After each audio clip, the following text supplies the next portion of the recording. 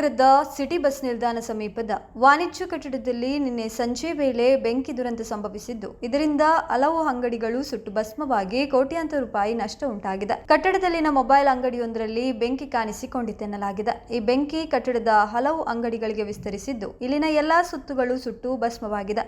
Mobile, hardware, plastic ಅಂಗಡಿಗಳು ಸಂಪೂರ್ಣ ಬೆಂಕಿಗೆ ಆಹುತಿಯಾಗಿದೆ. ಸ್ಥಳಕ್ಕೆ ಆಗಮಿಸಿದ ಅಗ್ನಿಶಾಮಕ ದಳದ 3 ವಾಹನಗಳು ಬೆಂಕಿ ನಂದಿಸಲು ಹರಸಾಹಸ ಪಟ್ಟಿತ್ತು. ಆದರೆ ಬೆಂಕಿ ನಿಯಂತ್ರಣಕ್ಕೆ ಬಂದಿಲ್ಲ. ಬಳಿಕ ಟ್ಯಾಂಕರ್ ಮೂಲಕ ನೀರು ತರಿಸಿ ಕಾರ್ಯಾಚರಣೆ ಮುಂದುವರಿಸಲಾಯಿತು.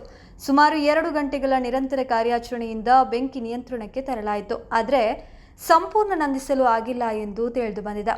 ಇನ್ನು ಬೆಂಕಿ ನಂದಿಸುವಲ್ಲಿ ಸಮಾಜ ಸೇವಕ ಕೃಷ್ಣಮೂರ್ತಿ ಆಚಾರ್ಯ ಸೇರಿದಂತೆ ಸ್ಥಳೀಯರು ಸಹಕಾರವನ್ನು ನೀಡಿದ್ದು, ದುರಂತ ಸಂಭವಿಸಿದ 45 ನಿಮಿಷದ ಬಳಿಕ ಆಗಮಿಸಿದಂತಹ ಅಗ್ನಿಶಾಮಕ ದಳದ ವಿರುದ್ಧ ಅಂಗಡಿಗಳ ಮಾಲೀಕರು ತೀವ್ರ ಆಕ್ರೋಶವನ್ನು ವ್ಯಕ್ತಪಡಿಸಿದರು.